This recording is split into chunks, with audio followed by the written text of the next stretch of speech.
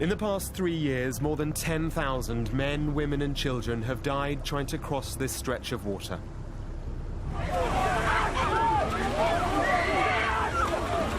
Migrants. People. Each one had a story, a hope, a dream. Over just 6 days, we'll witness the intensity of the rescue attempts, the helplessness of the migrants, and the hopelessness of the effort to end the crisis. Keep breathing, come on, come on.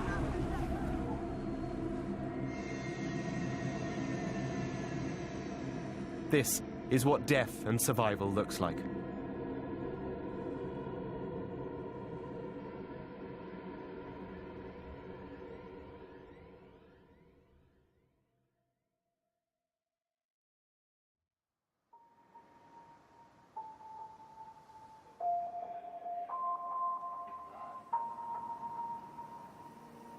As a journalist, I've reported on almost every aspect of this continent's migration crisis.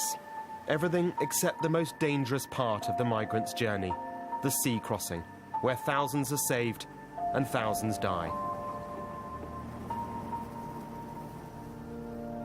There is a calmness to our early morning departure. The sea is flat and the air warm. There is apprehension and there's adrenaline. We're traveling with rescuers, medics and sailors. On board the Topaz Responder, a floating ambulance. They know their roles and they know the challenges too. But the next 6 days will be among the hardest they've experienced. As swell comes in, both the vessels make like this. They can... you get a crush injury? This, not to happen again. That is the most important. And we'll be with them through it all, as observers who become participants. We can work around what you advise. And then we can work around too. We'll see how bonds are formed between us all and with those who'll be saved. If we did have a case like that, we come alongside and the stretcher could actually be taken from the foredeck or the aft. Because in the end, this team of professionals are just people saving other people. Malta is the ship's base. From here, we're heading south towards Libya. It's from this war-torn country that so many thousands leave looking for a better life in Europe. Smugglers bring the migrants together on the beaches of towns dotted along the coastline. But few of them are actually from Libya.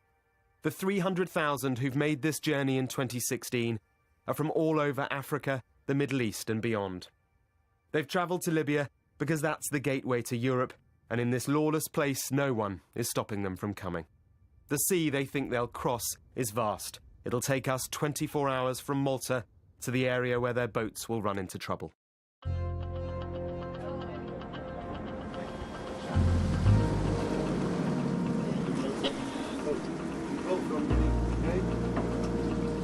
The journey south is the time for the crew to train and get to know each other. To kind of bring me in, try and bring me in round the back. We recover the casualty first. Somebody always needs to look at that person. There are 3 teams here, and they've not all worked together before. The Topaz crew run the ship. Men from Tanzania, Russia, Ukraine, Poland. The medics are from the Red Cross, a doctor and her nurses. Women away! And the rescuers are the backbone, MOAS, the Migrant Offshore Aid Station, a charity. They don't make a profit, and they're not political. My name's Nicholas Romanuk. I'm the able seaman, so crew on the FRDC, and rescue swimmer. So when we have a rescue, I go on board the rescue craft, and if someone needs to board one of the migrant vessels, the on-scene coordinator can give me the green light, and I'll go on board and start stabilizing the vessel and keeping people calm. For the rescuers like Nick, there is an anxiety to this downtime as we head south, because he knows what's to come. When we have rough weather like this, it can be pretty quiet for a couple of days. The problem with that is that people will then everyone who wants to leave, they start kind of piling up on the beaches, and they'll all leave at the same time. So that can mean up to 20 boats, maybe 30 boats. I think what some people were coming across last week was, I think they had 6,500 people in one day.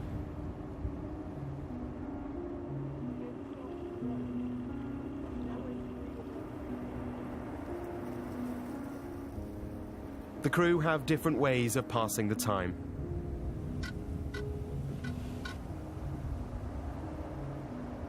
It's the fish. Madina will hold. There's like 2 or 3 black barrels, and they're attached together so they float, and there's a length of line underneath them, and there'll be palm trees attached to that, and it creates a shady area so the fish come in, because the fish don't like to be hanging out in the sun either, and they congregate around shady areas. So we're going to troll backwards and forwards and see if we can catch one of the fish. For dinner. Well, lunch if we're quick enough.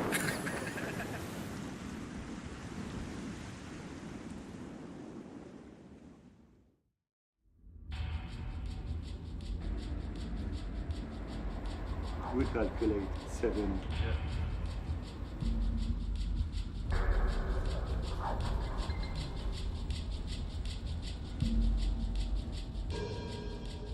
It's just gone 5 a.m. and we've just been woken up by the team here on the MOAS migrant rescue boat. They should be rescued pretty shortly, so...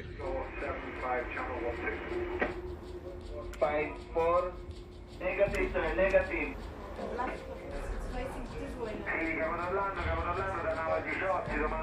Can you tell us what's going on? Yeah, so we had a report on the radio. Italian Coast Guard or naval asset called up probably a tanker in Libyan waters who's reporting that there are some rubber boats around them. Just trying to get some more information at the moment, but we're moving west in case they've moved away from the coast, so we could help them out if they need help. It's like 2 miles to reach this area. And how far away from we are here? If they're doing 5 knots, it's 10 miles. Search and rescue team leader Marco Cauchi explains that there's a migrant dinghy 2 miles off the Libyan coast. That's well inside dangerous Libyan waters. But the smugglers will only have provided the migrants with limited fuel for an overcrowded, poor quality dinghy, and so a rescue will have to come. Coordination is by radio from the Italian authorities in Rome. It's time to move.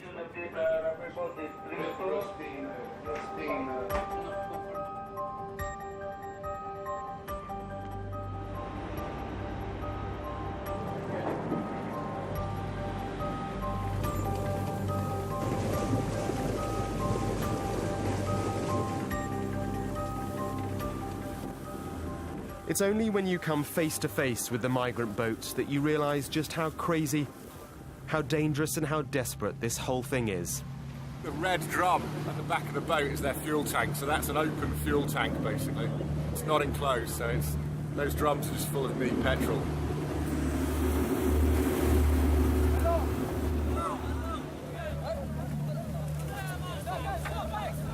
The boat is packed, and the challenge for the team is massive.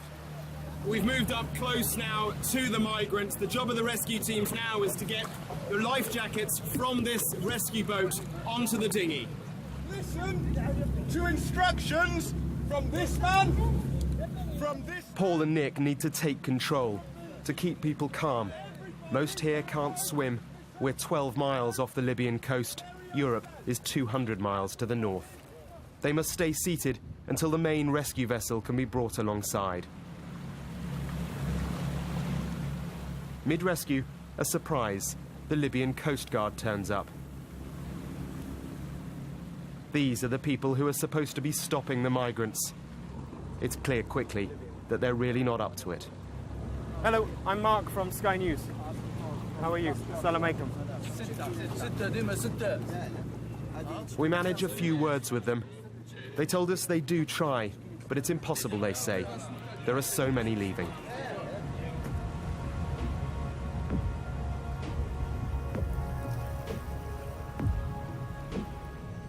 This is what a good rescue looks like. No one died, no one was injured. Please stay seated. We will make line by line, okay? Okay, come on. They're checked, and within a few hours are transferred to another vessel. They'll head to Italy. We're going to take care of you slowly, so you must sit down and wait. But here's the uncomfortable reality. Where are you from? Morocco. Morocco. And you, Morocco? Yes. And where are you from? Pakistan. Pakistan. Pakistan. Huh? Pakistan. Pakistan. Libya. Libya. Morocco. Morocco. My nationality is Moroccan. I'm from Libya. Is working. Many of these people have no right to be in Europe. They won't get asylum because they're not from countries at war. They're not persecuted. They're just escaping the hopelessness of poverty. But if they'd not been rescued, they would almost certainly have died. And by the morning, the crew will be faced with an extraordinary challenge.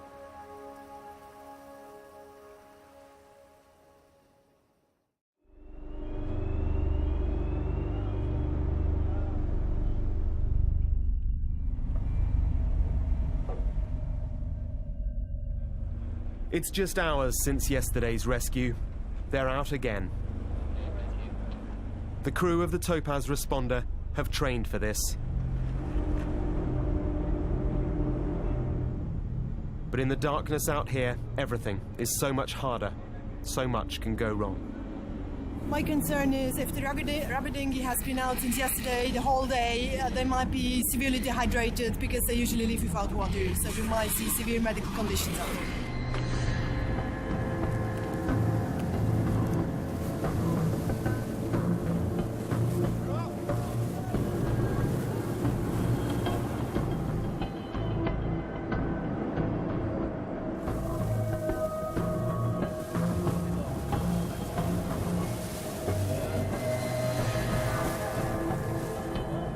As we approach the migrant dinghy, it's clear immediately just how challenging this will be. There are well over 100 on board, men and women and babies held high. Bonjour, bonjour. English or French? French? Good. Bonjour. Que vous restez assis, que vous bougez pas. Vous êtes là pour vous sauver. We are there. We are here to save you. We'll save you all. You need to stay calm and stay seated. Everybody sit down.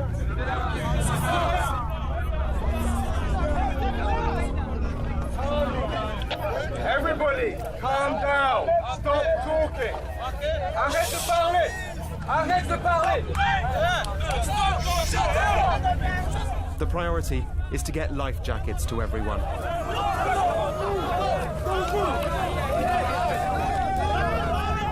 But as the first few are thrown, they all reach to snatch them.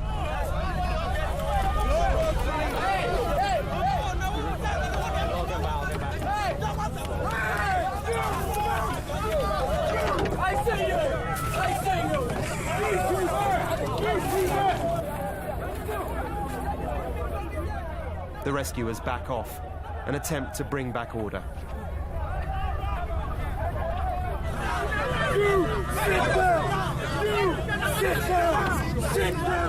Crowd control. At sea, at night, with people who can't swim and who are terrified. This is almost impossible. Well, the massive challenge for the team here is trying to ensure that everyone stays seated. If too many people get up on that flimsy boat, it'll turn over, they'll all be in the water, and few of them can swim. So after a very tense few moments, Nick has managed to get himself onto the dinghy. He reckons it's going to be easier to calm the migrants down if he's on there himself. Now they can resume the delivery of the life jackets.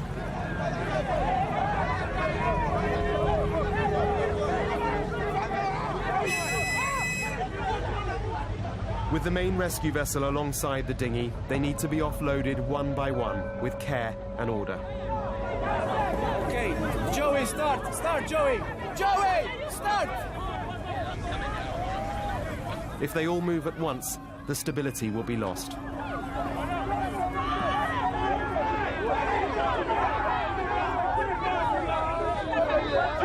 The first few are brought off safely, the babies. Do something!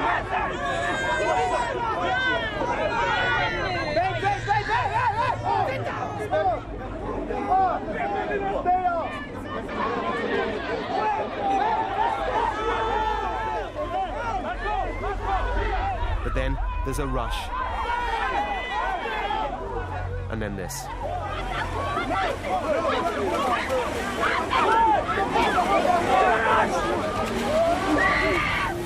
In the water are gallons of fuel from the dinghy, and they're swallowing it. Jump, jump, keep it safe. As journalists, we have an obligation for detachment, to observe and to report.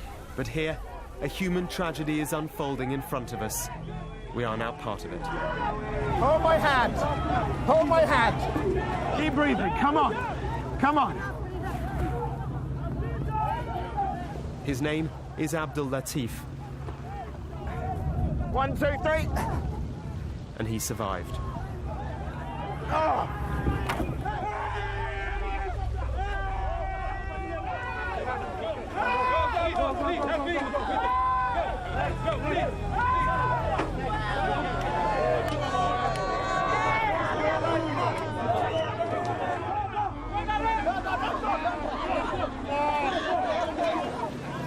Please, please. Let go. Help me. In the chaos, it takes us all a few moments to realise that rescuer Paul Chamberlain is in trouble. Paul! Paul! Paul, give me your hand! Paul! Paul! Paul!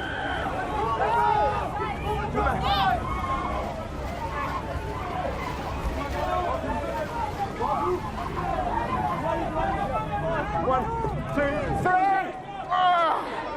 Very good. Paul! Help Paul! Paul, you okay?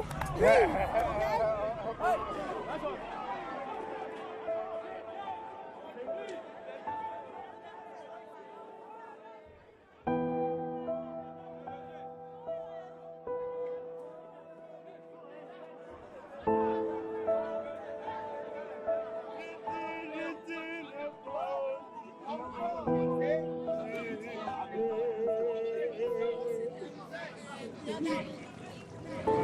Are you all right? Yeah. A lot of fuel in the water, so I'm very, very conscious that I've taken on. I'm scanning the horizon as we go. Yeah. Hey, stay here. Wait.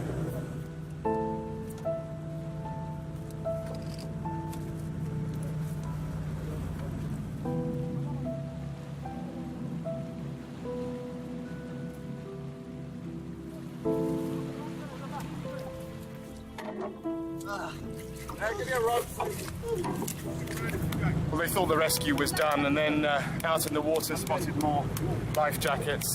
It really has turned into the nightmare now. At least one person is dead, perhaps more.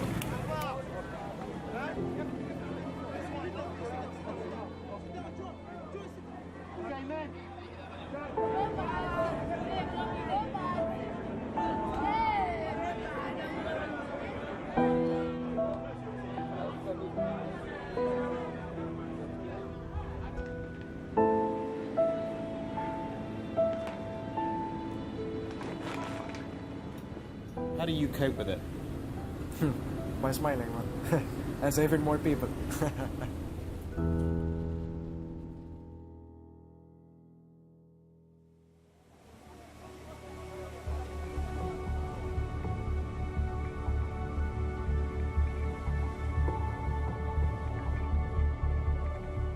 Seven people were lost yesterday. 134 were saved. And that's what the crew must now focus on. They are exhausted. They're cold and wet, but alive. Some only just. There's not much I can do for her at the moment, just to observe her.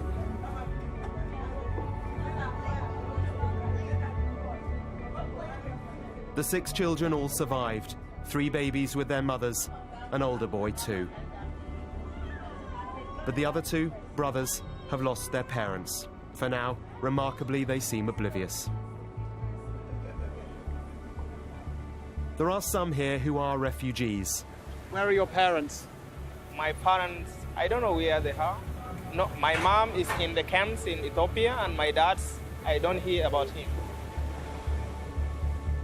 like Queeth, who wants to finish his education away from South Sudan's war. What is your Commerce. subject? Commerce. Commerce. Yes. But most here are not refugees. They are just escaping that hopelessness of poverty. I'm going to Europe, so look for something, work and get some money, I become a good citizenship there so that I can be able to rescue my family, because in Nigeria the economy is not really helping us at all. They just want a better future, and with such simple ambitions. My plan is that I want to continue my work again in Italy. I want to go and learn how to sew again better than the one I am before. That is why I left Nigeria.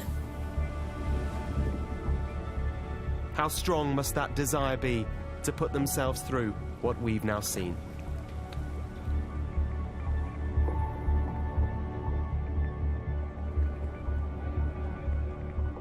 "24 hours later, they're in Europe.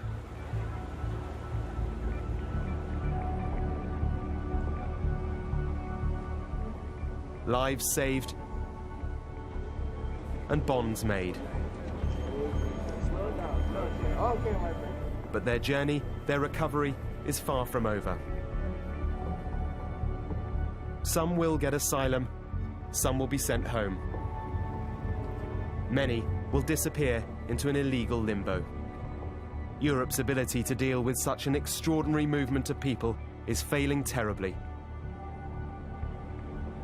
But those who choose to save lives won't stop. If people could see the reality, could actually be out here, I think if they saw the reality of the human side of it, the human suffering, then they would jump in and help out as well, for sure, regardless of what they think sitting at home now.